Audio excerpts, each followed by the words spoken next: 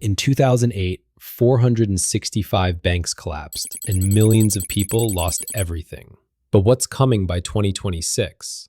It's going to make 2008 look like a minor tremor before a massive earthquake. If your money is sitting in a bank right now, you need to understand what's on the horizon. This isn't just another warning. This isn't doom and gloom. This is different. The dominoes are already lined up. The countdown has already begun. And the scariest part? Most people have no idea. They see the clock ticking, but they don't know what it really means. So why 2026? The answer is terrifyingly simple. And it's not just one thing. It's three separate storms, all merging into one monstrous hurricane aimed straight at our financial system. When you see these three forces combined, you'll understand why the smartest people in finance are quietly moving their money, preparing for what's inevitable, and why you need to pay very close attention. The first factor? The commercial real estate time bomb. There's a $5 trillion mountain of debt in commercial real estate. $5 trillion. And all of it is coming due between now and 2026. Here's the problem. These loans were made when interest rates were nearly zero. That was a different world, a world where office buildings were full and shopping malls had customers. That world is gone. Remote work has gutted the office market. E-commerce has turned retail into ghost towns. Now property owners are trapped. They need to refinance these massive loans, but the game has completely changed. Interest rates have tripled, even quadrupled in some cases. And the properties themselves? Worth about half of what they used to be. The banks?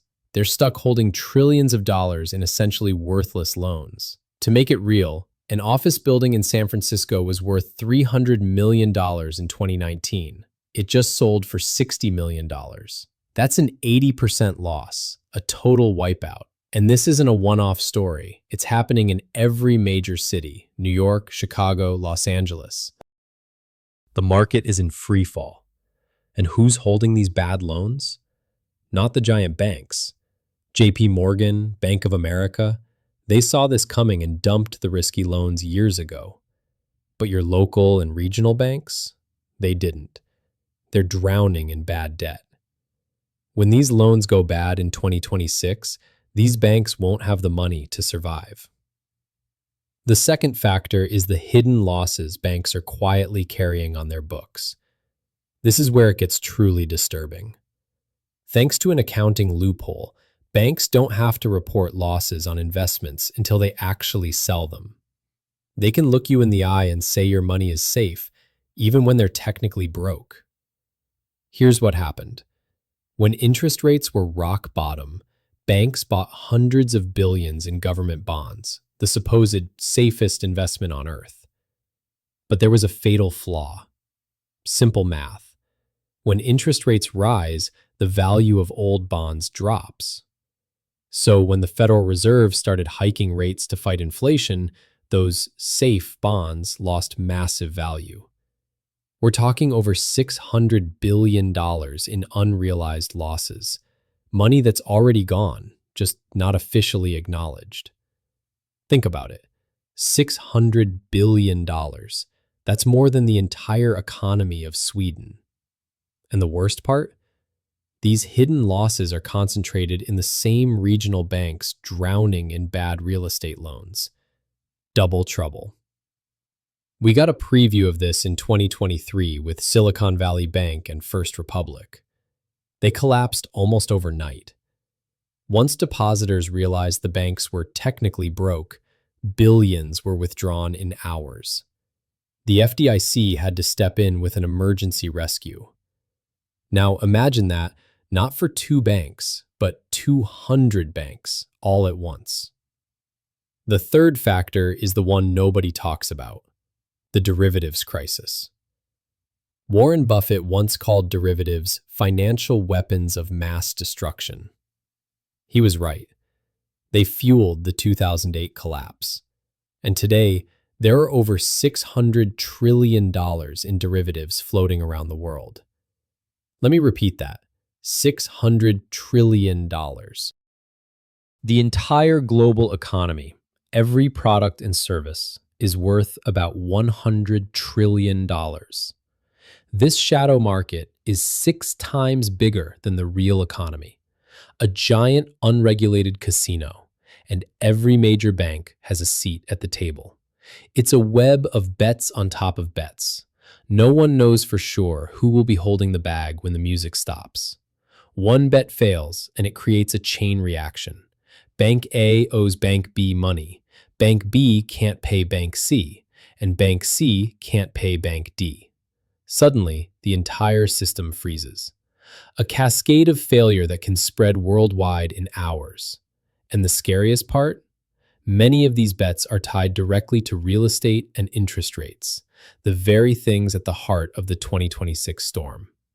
When those commercial loans start failing, these derivatives will explode. The system is practically designed to crash. You might be thinking, wait, didn't we fix all of this after 2008? Aren't there regulations to stop it from happening again? That's the official story, what they want you to believe. The truth is much darker. Big banks spent years lobbying politicians to quietly dismantle protections. The rules that remain only apply to the largest banks. Regional banks holding the bad loans are almost entirely exempt. They're playing by the old rules, the same rules that led to 2008. The system is a powder keg. Bad real estate loans, hidden bond losses, a mountain of derivatives. How do we know the fuse is lit? How can we be sure the countdown ends in 2026? Because the people in charge are already preparing. They are leaving clues. And if you know where to look, their actions tell you everything. But before I reveal the secret signals, you need to understand the impossible trap they've built. They have only two options, and both lead to disaster. They can't let banks fail. It would trigger a collapse worse than the Great Depression. But they also can't bail them out again. Political backlash would be catastrophic. People are still furious about the last Wall Street bailout. So what's the secret third option? Simple. Print money. Lots of it. They'll call it emergency liquidity or quantitative easing. But it's really a secret bailout, saving banks by quietly devaluing your savings. It's the most effective tax ever created because you barely notice it. Your groceries cost more. Your rent rises. That's the tax. They're transferring bank losses onto you. Proof? Look at the FDIC. They just ordered a special assessment on banks to refill the emergency fund. Why top it up unless a massive emergency is expected? Look at the Fed. The emergency lending program from the 2023 bank failures is still active. More banks are coming for a handout. And the clearest signal?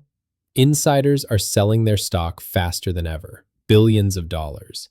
These executives have a front row seat. They know the real numbers. They are quietly heading for the exits. The FDIC protects only up to $250,000.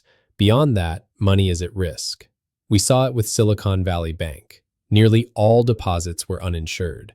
The moment rumors spread, smart money fled. $42 billion in a single day. Bank gone in under 24 hours. So how can you know if your bank is weak? There are warning signs. Regional banks in cities with empty offices, San Francisco, New York, Chicago, are high risk. Check their investments. Lots of commercial real estate loans? Red flag. Large uninsured deposits? Red flag. Huge hidden bond losses? Strike 3. I won't name banks, that could spark panic, but all the info is public. Check your bank's latest financial report online. You can see exactly how much risk they're taking with your money. Knowing the risk isn't enough. The real question is, what can you do to protect your family and savings when the system itself is unstable? Concrete steps exist. You can take action right now to shield yourself from the coming storm. The good news? Protecting yourself is simpler than you might think, but the window to act is closing fast. Soon, it could be too late. Before I outline the 5 steps to safeguard your money, you need to understand the most basic rule. Step 1 is simple. Know the FDIC insurance limit. It's $250,000 per person per bank. If you have more than that in a single account, you're taking unnecessary risk. The solution is straightforward. Spread it out. If you have $500,000, Open an account at a second bank, $250,000 in each. Make sure they are truly different banks, not just different branches. This is the easiest, most fundamental way to protect yourself. Step 2. Consider moving some cash completely outside the banking system. I know it sounds radical, but the traditional system is no longer the safest place for your money. So where should it go? Physical assets, gold and silver. For thousands of years, they have been real money. When empires collapse, currencies fail, banks go under, precious metals hold value. You can't print more gold. Its value is real and tangible, outside any government or financial institution. I'm not suggesting selling everything for gold bars. That would be foolish. But keeping a small portion of your wealth, maybe 10%, in physical gold and silver that you control, that's not crazy. That's smart. It's exactly what the wealthy have done for centuries to preserve their fortunes. Step 3. U.S. Treasury bills. These are loans you make directly to the U.S. government. They're widely considered the safest financial asset in the world. While the national debt is a concern, the government can always print dollars to pay its bills. Your local bank cannot. Treasuries are far safer than leaving money in a regional bank holding risky real estate loans. You can buy them directly from the government or through a simple brokerage fund. Step 4. This is critical. Keep some physical cash at home. Not a huge amount, just enough to cover a few weeks of living expenses. In a banking crisis, digital systems can freeze. ATMs may stop working. Credit cards could be declined. Even if your money is insured, it can take days or weeks to access it. During that time, you still need food, gas, medicine. Having a small emergency cash stash isn't paranoia. It's basic preparedness. Think of it like a fire extinguisher. You hope you never need it, but if disaster strikes, you'll be very glad it's there. Step 5. Diversify internationally. Most Americans don't even think about this, but it's crucial. Right now, all your money is in one basket, the U.S. basket. All in U.S. banks, valued in U.S. dollars, tied to the U.S. financial system. That's a huge risk. Consider opening an account in a country with a stable, secure banking system. Switzerland, Singapore. These countries have strict regulations and healthy banks. It takes effort and some paperwork, but having a portion of your savings outside the US could be a literal lifesaver if the worst happens. Step 6 is controversial: cryptocurrency. Before you dismiss it, hear me out. I'm not talking about betting your life savings on a joke coin. I'm talking about Bitcoin. Bitcoin is decentralized. It exists entirely outside the control of any bank or government. When you own it, you don't need a bank. You don't need anyone's permission. No CEO can mismanage it. No government can freeze your account. You control your money directly. In a fragile banking system, that independence is incredibly valuable. Again, I'm not saying go all in. That would be reckless. But a small percentage of your net worth in Bitcoin, securely held in a wallet you control, is a powerful hedge, an escape hatch from a failing system. Knowing how to prepare is one thing, but you also need a plan for when the crisis begins. When the dominoes start to fall, everything moves fast. You must know what to watch for and how to react. Most people will freeze. They'll be paralyzed by the news, waiting for instructions. That will be a fatal mistake. You need to act before everyone else. But how will you know it's really happening? There will be 3 distinct phases to the collapse. Recognizing them and knowing exactly what to do in each can mean the difference between losing everything and coming out stronger on the other side. The first sign? The news. It all begins as a rumor, chatter about a major regional bank being in trouble. Then it hits the mainstream media. The bank's stock crashes. Within hours, people start pulling their money. This is your signal. This is when you must act. Don't panic, but act. If you have money in any bank that resembles the one making headlines, get your money out immediately. Don't wait. Don't hope it will be okay. Move your money to one of the safe havens we discussed. In a bank run, speed is everything. People who hesitated even a few hours during the Silicon Valley bank collapse lost access to their money. Those who acted in the first hour got out clean. The second phase is contagion. Once one bank fails, everyone with money in similar banks panics, and they should. They start pulling their money too. This creates a death spiral. Even a healthy bank can be destroyed if enough people demand their funds at once. This is when the government steps in. They'll make an emergency announcement, probably over a weekend to avoid a market panic. They might promise to insure all deposits or force healthy banks to absorb failing ones. Pay close attention. When a politician says on TV, "The banking system is strong, your money is safe," that's when you should be most worried. Their words are meant to calm the public. Their actions tell the truth. The third phase is the government's real response. This is where the game is truly won or lost. The Federal Reserve will have only two choices: let the system collapse into a new Great Depression, or print trillions of dollars to bail it out. They will print the money. They always do. They fear a depression more than inflation. They will flood the system with newly created cash. They'll call it quantitative easing. They'll say it's to provide liquidity, but it is a bailout. And that's when the real danger begins. Bank failures are the symptom. The money printing is the disease. All that new money will pour into the economy, chasing the same amount of goods and services. The result is predictable. The value of your dollar plummets. Your bank account might still say $100,000, but that money will buy far less. Groceries soar, gas doubles, rent rises. Your standard of living falls, even if your account balance appears unchanged. This is the real danger. Not that your money disappears, but that its value is quietly stolen through inflation. This is why owning real, tangible assets becomes critical. Hard assets, gold, silver, real estate, even stocks in strong, profitable companies. These hold their value when paper money is being devalued. Their prices rise to reflect the dollar's decline. This is how you protect your purchasing power. This is how you survive the crisis. Many will ask, can't the government just fix this? Step in? No, they can't.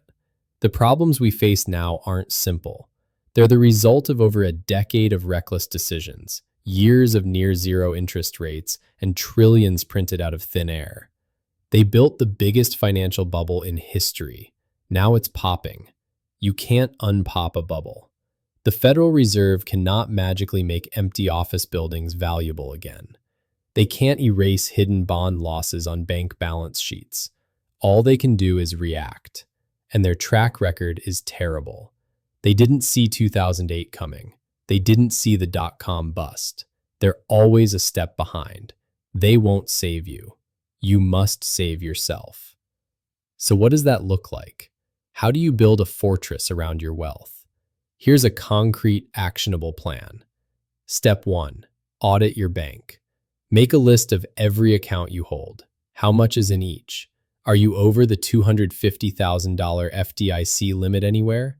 If so, you have a problem. Make a plan to fix it today. Step 2. Investigate your bank. Check their website. Find the latest financial report. Look for 3 numbers: exposure to commercial real estate loans, hidden bond losses, and the percentage of uninsured deposits. If any are high, that's a massive red flag. Move your money. Step 3. Open accounts at other, safer banks.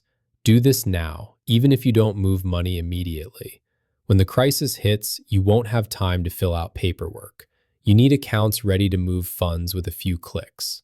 Step 4. Buy physical gold or silver, even a small amount. Something you can hold, something real, outside the fragile banking system. Store it safely. Never keep it in a bank's safe deposit box. That defeats the purpose. Step 5. Create a cash cushion. Withdraw enough physical cash to cover at least 1 month of living expenses. 3 months is better. When banks shut down, digital payments shut down with them. Cash will be king. Step 6. Short-term treasury bills. This is where you can safely park large amounts of cash. T-bills are backed by the US government, which can always print money to repay them. That makes them far safer than keeping large balances in a regional bank. Step 7. Open a brokerage account. A major firm like Fidelity or Vanguard. These are not banks. Your assets there are protected differently, and these institutions are far more stable than most banks. This is a solid place to hold long-term investments, and even cash. Step 8. Educate yourself. Study what happened in 2008. Learn about the Great Depression. Read about banking collapses in other countries. History gives you a roadmap. The patterns never change. Step 9. Talk to your family. This is the hardest step and the most important. Make sure the people you care about understand what may be coming. You can't force them to act, but you can warn them. You can share the information you now have. The storm isn't selective. It affects everyone. Now, I know what some of you are thinking. This sounds extreme. It sounds like an overreaction. And maybe you're right. Maybe 2026 comes and goes and nothing happens. Maybe the banks figure it out. Maybe I'm completely wrong. But think about this for a moment. If I'm wrong and you prepare anyway, what have you lost? Nothing. In fact, you're better off. You have emergency cash. Your money is diversified. You're less exposed to risk. You might even own a few gold coins. No matter what happens, you're stronger. The cost of being wrong is 0. But what if you're wrong the other way? What if you do nothing, ignore the warnings, and I turn out to be right? The cost isn't 0. The cost could be everything. Losing access to your savings, watching inflation destroy your purchasing power, standing in front of a broken ATM, unable to buy food for your family. When you look at it honestly, preparation isn't extreme. It's the only rational choice. It's an insurance policy against financial ruin. I don't live in a bunker. I'm just paying attention. And the patterns we're seeing today are the same patterns that have preceded every major banking crisis in modern history. Too much debt, massive asset bubbles, and then, suddenly, a sharp rise in interest rates. Those are the ingredients for disaster, and they're all on the table right now. The question isn't if a crisis is coming. The only real question is when. All the evidence, from commercial real estate debt to hidden bank losses, points to 2026 as the moment the system begins to crack. That's when the loans come due. That's when the banks run out of ways to hide their problems. Could it happen sooner? Absolutely. Could it be delayed a little longer? Maybe. But the destination is already set. The only uncertainty is the exact date we arrive. So use this time wisely. Prepare while things are calm. Act while the system is still functioning. But understand this, protecting yourself from a banking collapse is only step 1. Because the failure of the banks isn't the end game. It's just the cover story for something much bigger. The controlled demolition of the US dollar itself. While everyone is panicking about their bank accounts, a brand new financial system is being built quietly in the shadows. A system with no cash, no privacy, and total government control over every transaction you ever make. And in the video on your screen right now, I expose their official plan and reveal the one asset class designed to survive the death of the dollar.